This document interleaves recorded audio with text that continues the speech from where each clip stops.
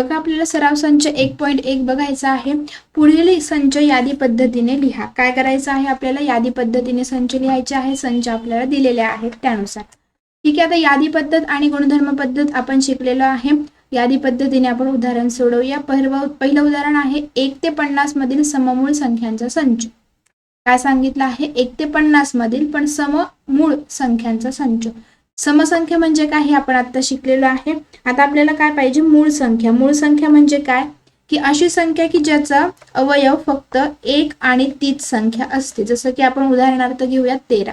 13चे अवयव म्हणजे 13 कोणत्या पाढ्यामध्ये येतो? एक तर तो 1च्या पाढ्यामध्ये येतो आणि शेवटी फक्त तो स्वतःच्याच म्हणजे 13च्या पाढ्यामध्ये येतो. अशा संख्यांना आपण काय म्हणतो? मूळ संख्या असं म्हणतो. मग 1 ते 50 मधली अशी संख्या पाहिजे मूळ संख्या, पण ती काय पाहिजे? सम पाहिजे. मग बघा आपल्याला संच लिहायचा आहे म्हणून आपण ए बरोबर महिरपी कंसात लिहूयात. 1 ते 50 मध्ये सममूळ संख्या ही एकच आहे, ती म्हणजे 2. काय आहे? 2. हवं तर तुम्ही काय करा? 1 ते 50 मधल्या सगळ्या समसंख्या लिहा, मूळ संख्या लिहा आणि त्यामध्ये तुम्हाला सम आणि मूळ एकच संख्या की जी सम पण पाहिजे आणि मूळ पण पाहिजे अशी संख्या कोणती मिळते का बघा. पण ती फक्त आपल्याला उत्तर आहे इथे 2च. ठीक आहे, बघा 1 ते 50 मधली सममूळ संख्या आपण लिहिली. समजा 1 ते 50 मधल्या मूळ संख्या विचारल्या असत्या तर आपल्या त्या बऱ्याच आल्या असत्या, बरोबर, मूळ संख्या. पण त्यांनी आपल्याला सममूळ विचारली म्हणून ए बरोबर महिरपी कंसात 2 हे काय आहे आपलं पहिलं उत्तर. त्यानंतर पुढे बघा संगीतातील 7 मूळ स्वरांचा संच. संगीतामध्ये 7 मूळ स्वर म्हणजे काय? सा, रे, ग, म, प, ध, नी, सा. हे 8 आहे, पण सा काय होतो? 2दा. त्यामुळे आपण काय करतो? तो एकदाच घेतो. कारण यादी पद्धतीमध्ये आपण काय शिकलो आहे की एखादा घटक असेल संचाचा तो एकापेक्षा जास्त वेळेस जरी येत असेल तरी तो आपण एकदाच लिहायचा. मग बघा संच आपण बी ने दाखवूयात महिरपी कंसात आणि स्वर लिहूयात सा, रे, ग, म, प, ध, नी आणि सा शेवटचा आपण लिहिणार नाही कारण सा 2दा होतोय. त्यामुळे आपलं हे उत्तर आहे संगीतातील 7 मूळ स्वरांचा संच. ठीक आहे, यादी पद्धतीने दाखवला आहे. पुढे बघा खालील चिन्हात दिलेली विधाने शब्दात लिहा. आता हे चिन्ह आहे, कसलं चिन्ह आहे बरं? हे चिन्ह काय दाखवतं की तो दिलेला घटक जो आहे तो संचातला आहे किंवा नाही. मग आपण आता हे शब्दांमध्ये लिहू. कसं लिहिणार? 4/3 हा संच क्यूचा घटक आहे, बरोबर. हे आहे चिन्ह असे ते काय दर्शवतं की तो घटक आहे आणि असं चिन्ह काय दर्शवतो की तो घटक नाही, बरोबर. मग हे आपल्याला चिन्ह दिलं होतं ते आपण शब्दात लिहिलं की 4/3 हा संच क्यूचा घटक आहे. पुढचं उदाहरण बघूया. बघा आपल्याला शब्दांमध्ये लिहायचं आहे. काय लिहिणार? -2. आता हे चिन्ह काय आहे? काय दर्शवतं की तो घटक नाही. मग लिहू आपण -2 हा नैसर्गिक संख्यांचा घटक नाही. नैसर्गिक संख्यांच्या संचाचा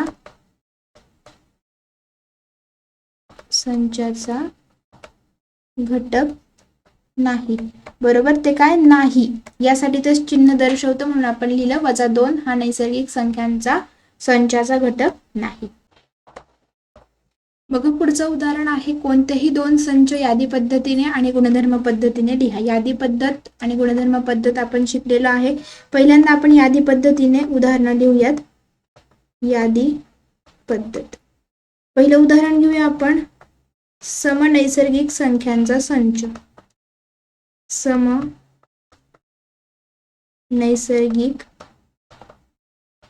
संख्यांचा संच, बरोबर. ठीक आहे, समनैसर्गिक, फक्त नैसर्गिक नाही म्हटलेलो आपण, काय आहे? समनैसर्गिक. म्हणजेच ए बरोबर महिरपी कंसात बघा समसंख्या पण त्या नैसर्गिक पाहिजे. कोण? 2, 4, 6, 8 असं करत करत पूर्ण अनंत पर्यंत आहे, त्याला एंड नाही. हा आहे पहिलं उदाहरण आपलं. दुसरं आपण लिहूयात संगीतातील. काय लिहिणार आहे? संगीतातील 7 मूळ स्वरांचा संच.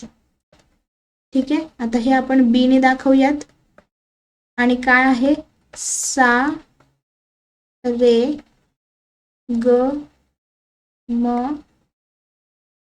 प ध आणि नी. स आपण घेणार नाही कारण यादी पद्धतीमध्ये आपण एकापेक्षा दोन घटक असतील तर ते एकदाच लिहितो. हे आहे यादी पद्धतीचे उदाहरण. आता आपल्याला काय करायचं आहे, गुणधर्म पद्धतीचे उदाहरण लिहायचे आहे. गुणधर्म पद्धत. ठीक आहे, बघा गुणधर्म पद्धत काय आहे आपण हे शिकलेलो आहे.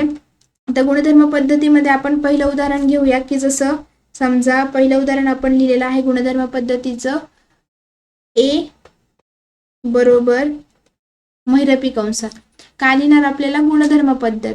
आपण गुणधर्म पद्धतीने असं लिहू, एक्स एक्स हा जो आहे हा नैसर्गिक संख्यांचा घटक आहे, पण एक्स जी आहे ती 1 आणि 10 यांमधली काय आहे, संख्या आहे. ही आहे गुणधर्म पद्धतीचं. आणि दुसरं आपण एखादं उदाहरण लिहू, जसं की आपण घेऊ वाय आणि वाय हा काय आहे, आठवड्यातील वार. आठवड्यातील वार आहे.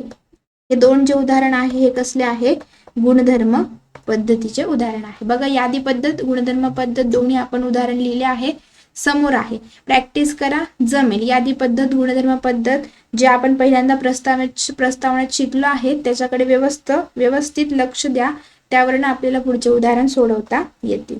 पुढचा आहे प्रश्न बघा, खालील संच यादी पद्धतीने लिहा. भारतीय सौर वर्षातील सर्व महिन्यांचा संच. आता आपल्याला यादी पद्धतीने लिहायचं आहे ए बरोबर भारतीय सौर वर्षातील म्हणजे काय, मराठी महिने चैत्र वैशाख ज्येष्ठ जे आहेत ते. मग आपण ते लिहूयात, चैत्र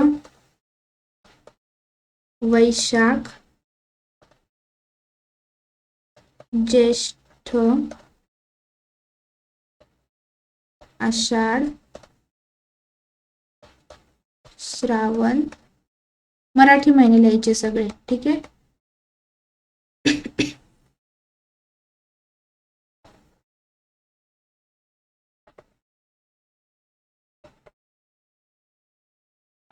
कार्तिक मार्गशीर्ष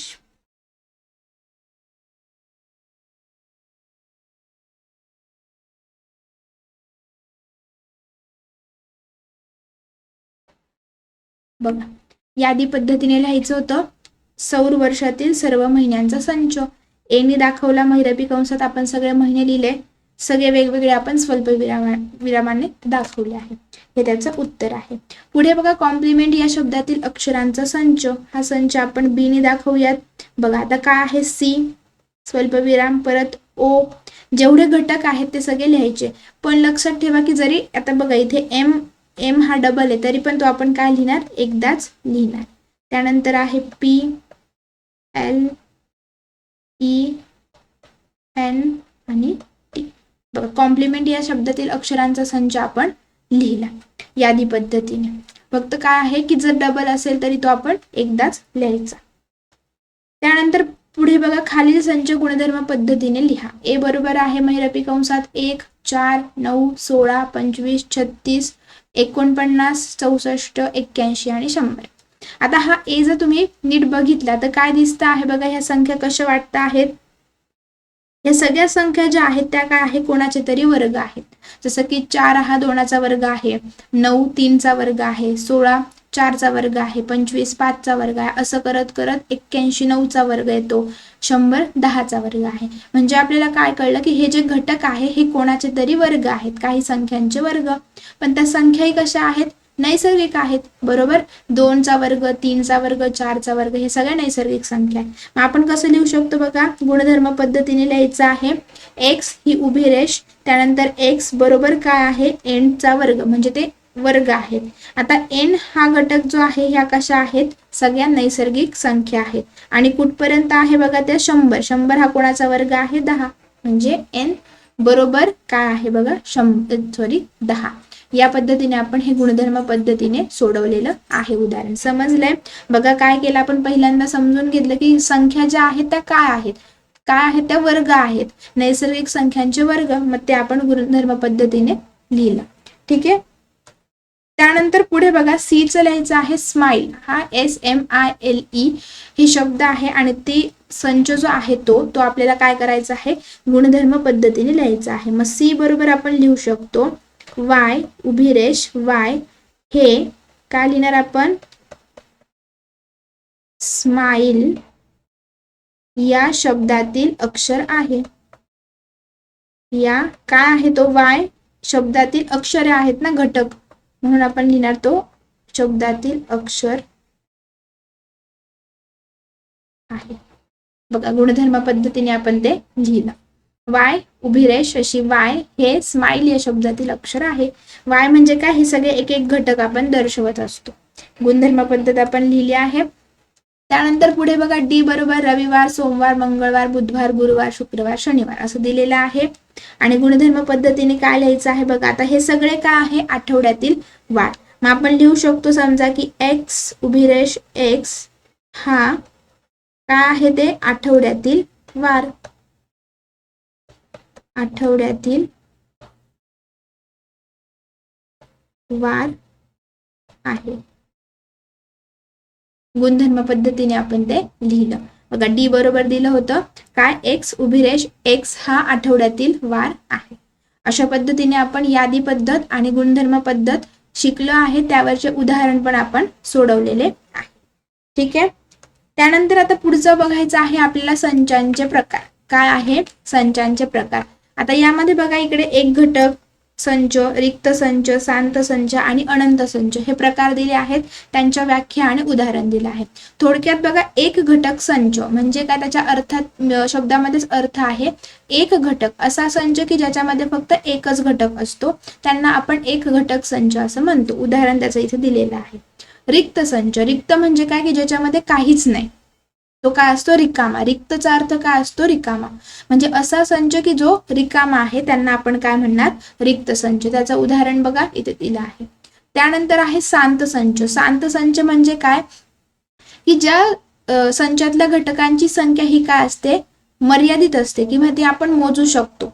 बरोबर. उदाहरणार्थ आपण आठवड्यातले वार हा संच आहे किंवा आठवड्याचे जे वार आहे त्यांचा संच घेतला, त्यातले सगळे दिवस सगळे वार आपण काय करू शकतो, मोजू शकतो. मग तो जो संच आहे तो काय आहे, शांत संच. मग शांत संच म्हणजे काय की ज्यांची संख्या, त्या घटकांची संख्या आपण मोजू शकतो, त्यांना आपण शांत संच म्हणतो. आणि अनंत, अनंतच अर्थ काय आहे की ज्याला एंड नाहीये, एंडलेस, की ज्याची संख्या मोजता येत नाही, त्यातले किती घटक आहे हे आपण निश्चित सांगू शकत नाही, त्या संचांना आपण काय म्हणतो, अनंत संच असं म्हणतो. बरोबर. त्यानंतर बघा इथे खाली एक दिला आहे संख्यांचे NWIQR हे सगळे संच अनंत संच आहेत. म्हणजे नैसर्गिक संख्यांचा संच असू देत, पूर्ण संख्यांचा, परिमेय संख्यांचा आणि वास्तव संख्यांचा संच. बरोबर. हे सगळे जे संच असतात ते काय आहे, अनंत संच आहे. अनंत म्हणजे काय की ज्यांना मर्यादा नाही, ज्यातले घटक आपण मोजू शकत नाही, खूप जास्त असतात, त्यांना आपण अनंत म्हणतो. समजले संचांचे प्रकार. एक घटक म्हणजे काय, ज्याच्यामध्ये फक्त एकच घटक असतो. रिक्त म्हणजे काय, ज्याच्यामध्ये काहीच नसतं. शांत म्हणजे काय की ज्यातल्या घटकांची संख्या मर्यादित असते, मोजू शकतो. आणि अनंत म्हणजे काय, असे संच की ज्यांची संख्या आपण मोजू शकत नाही, ज्यांना मर्यादा नसते, अमर्याद असतात ते. ठीक आहे. आता बघा समान संच, त्याला इक्वल सेट म्हणतात. समान म्हणजे काय, सेम. बघा संच ए मधील प्रत्येक घटक बी मध्ये आहे आणि बी मधील प्रत्येक घटक ए मध्ये आहे. जर असं असेल तर ते दोन्ही संच काय आहे, समान आहे असं आपण म्हणतो. आणि हे दोघं समान आहे तर ते आपण या पद्धतीने दाखवतो, ए बरोबर बी. उदाहरणार्थ बघा ए बरोबर X उभी रेष X हे लिसन या शब्दातील अक्षर आहे आणि बी चा संच दिलेला आहे Y हे सायलेंट या शब्दातील अक्षर आहे. बघा मग आता ए साठी आपण करायचं ठरलं तर बघा काय आहे, L आहे, I आहे, S आहे, T आहे, E आणि N. तसंच बी चं काय आहे बघा, S I L E N T. बघा S इथे पण आहे, इकडे आहे, I इकडे आहे, इथे पण आहे, L पण आहे, E सुद्धा आहे, N पण आहे आणि T पण आहे. बघा म्हणजे काय, ए मधले सगळे घटक बी मध्ये आहे, बी मधले सगळे घटक ए मध्ये आहे. म्हणजे हे दोन्ही संच काय आहे, समान संच आहे. काय आहेत, समान संच. समान संच म्हणजे काय, की जर ए मधले घटक बी मध्ये असतील, बी मधले सगळे घटक ए मध्ये असतील, त्यांना आपण समान संच असे म्हणतो आणि ते ए बरोबर बी अशा पद्धतीने आपण दाखवतो. पुढचं एक उदाहरण आहे बघा, सी आणि डी असे दोन संच दिलेले आहे. सी मध्ये 1 3 5 7 आहे आणि डी मध्ये काय आहे, 2 3 5 7 आहे. आता बघा 3 इथे पण आहे, इकडे पण आहे, 5 आहे, 5 पण आहे, 7 आहे, 7 पण आहे. पण हा 1 आणि इकडे हा जो 2 आहे ते वेगवेगळे आहे. इकडे सी मध्ये 1 आहे पण तो डी मध्ये नाहीये आणि डी मध्ये 2 आहे पण तो सी मध्ये नाहीये. मग अशा वेळेस काय, सी आणि डी हे समान संच नाही, ते काय समान संच नाही आणि ते अशा पद्धतीने आपण लिहू शकतो. बरोबर, सी समान संच नाही डी, किंवा सी आणि डी हे समान संच नाही, असं आपण त्यांचं वाचन पण करू शकतो. एक जरी घटक वेगळा असला, बघा इथे तीनही घटक सारखे आहेत पण एक घटक वेगळा आहे, त्यामुळे ते समान संच होत नाही. सगळे घटक काय पाहिजे, दोघं एकमेकांमध्ये पाहिजे. ए मधले सगळे घटक बी मध्ये पाहिजे, बी मध्ये सगळे घटक ए मध्ये पाहिजे, तरच ते समान संच असतं. यावर सराव संच आहे बघा 2, 1.2 आहे. सगळीकडे संच संच सराव संच आहे, संच धडा शिकतो आहे. बघा सराव संच आहे 1.2. पहिलं उदाहरण आहे, खालीलपैकी कोणते संच समान आहेत आणि नाहीत ते सकारण लिहा. समान संच म्हणजे काय हे आपण शिकलो आहे, की जर सगळे घटक एकमेकांमध्ये असतील तर आपण त्यांना काय म्हणतो, समान संच म्हणतो. बघा ए बरोबर आहे x, 3x - 1 बरोबर 2. पहिल्यांदा आपण हा संच काय सांगतो नेमकं ते बघूया. 3x - 1 बरोबर 2 महिरपी कंस पूर्ण.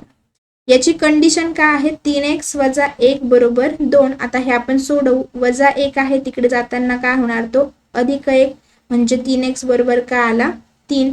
x ची किंमत किती आली मग 3/3. x बरोबर किती आलेला आहे 1. बरोबर, काय आलेला आहे 1. म्हणजेच a काय आहे बघा, त्याच्यामध्ये फक्त 1 हाच आहे. तसंच आता आपण दुसरं घेऊयात, बी. बी काय आहे, बी बरोबर नैसर्गिक संख्या आहे पण x ही मूळही नाही आणि संयुक्तही नाही. संयुक्तही नाही अशी संख्या बी हा जो संच आहे तो कसा आहे, की त्याच्यामध्ये अशी नैसर्गिक संख्या आहे पण ती संख्या मूळ संख्या पण नाही आणि संयुक्त संख्या पण नाही. अशी एकच संख्या आहे की जी मूळ पण नाही आणि संयुक्त पण नाही, ती आहे 1. म्हणजे बी बरोबर किती आलेला आहे, महिरपी कंसात 1. त्यानंतर आता सी आहे बघा. सी बरोबर काय आहे, x ही काय आहे, नैसर्गिक संख्या आहे पण x जी आहे ती काय आहे, 2 पेक्षा लहान. मग याचा आपण संच कसा लिहू शकतो, बघा x अशी संख्या आहे ती नैसर्गिक आहे. बघा इथे दिलेला आहे की x ही नैसर्गिक संख्या आहे पण ती x जी आहे ती 2 पेक्षा लहान आहे. मग अशी कोणती संख्या नैसर्गिक संख्या आहे की 2 पेक्षा लहान आहे, कोण आहे ती, फक्त 1. 1 ही नैसर्गिक संख्या आहे आणि ती 2 पेक्षा काय आहे, लहान आहे. मग बघा a बरोबर 1 आहे, b बरोबर पण 1 आहे, c बरोबर पण 1 आहे. यावरनं काय होतं बघा, मग a बरोबर b बरोबर c, म्हणजे हे a b c हे तिघही काय आहेत, समान संच आहे. हे आहे आपलं काय आहे, a b c हे काय आहेत, समान संच आहे. समजले समान संच कसे ठरवायचे. त्यानंतर दुसरा प्रश्न आहे बघा, ए व बी समान संच आहेत का ते सकारण लिहा. बघा ए आहे सम असलेल्या मूळ संख्या, ए संच काय आहे, सम असलेल्या मूळ संख्या, आणि बी बरोबर काय आहे, x उभी रेषा आहेत 7x - 1 बरोबर 13. ठीक आहे. मग आपल्याला काय, सम असलेली पण मूळ संख्या. आपण या अगोदर पण एक उदाहरण बघितलंय बघा, संच लिहिताना सममूळ संख्यांचा संच 1 ते 50 मधला. अशी कोणती संख्या आहे की जी सममूळ आहे, ती कोणती आहे, फक्त 2. कोण आहे ती, 2. बरोबर, म्हणजे हा आला ए चा संच.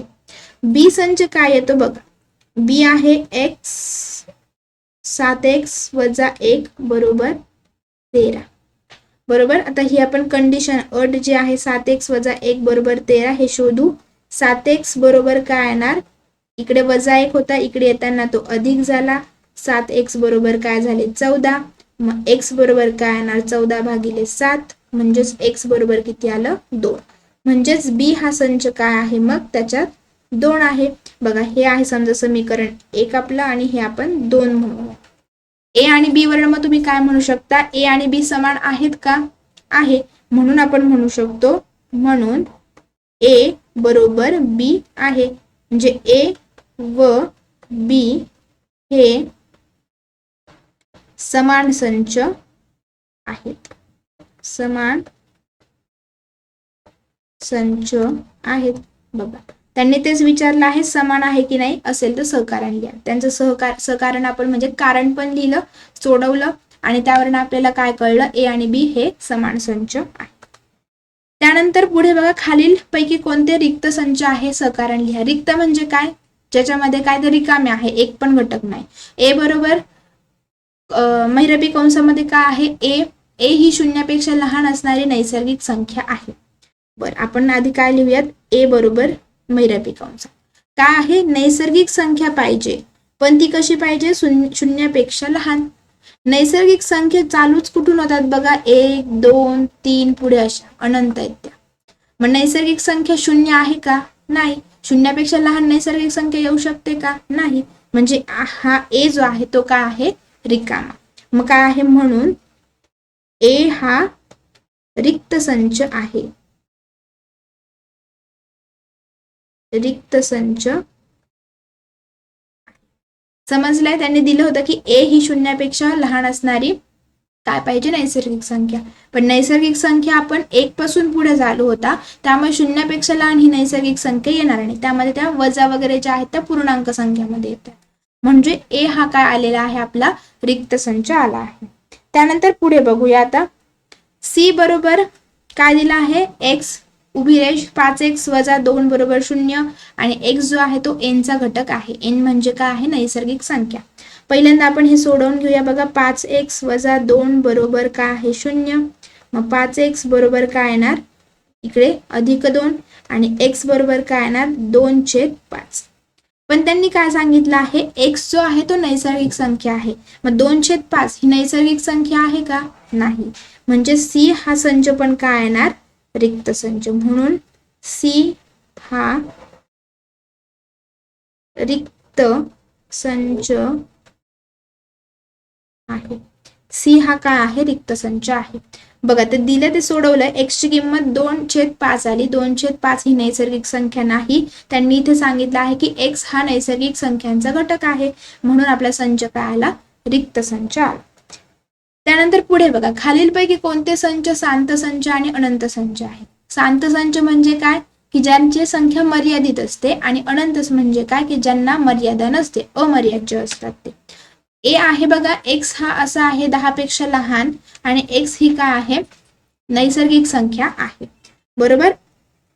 x बरोबर आपण महिरपी कंसात काय लिहिणार, नैसर्गिक संख्या. नैसर्गिक संख्या कुठून चालू होता, 1 2 3 4 असं करत करत कुठपर्यंत आहे, त्यांनी सांगितलं आहे 10 पर्यंत. कुठपर्यंत आहे, 10 पर्यंत. म्हणजेच ती शेवटची काय येणार बघा, 9.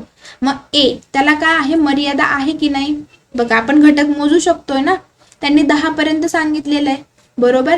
म्हणून काय, की हा जो संच आहे, ए हा संच काय आहे, शांत संच आहे. काय लिहिणार मग आपण, ए हा शांत संच आहे. त्यांनी विचारलं होतं की शांत संच आहे की अनंत. दिलं काय आहे की x हा 10पेक्षा लहान आहे, पण x ही नैसर्गिक संख्या आहे. नैसर्गिक संख्या आपल्याला माहिती, त्या लिहिल्या 10 पर्यंतची, म्हणजे काय 9 आपण घेतली शेवटी. ते एंड होत आहे 10 पर्यंत, आपण मोजू शकतो की हो एवढ्या 9 किंवा 10 संख्या आहेत. म्हणून ए हा काय आहे, शांत संच आहे. त्यांची संख्या मर्यादित आहे घटकांची.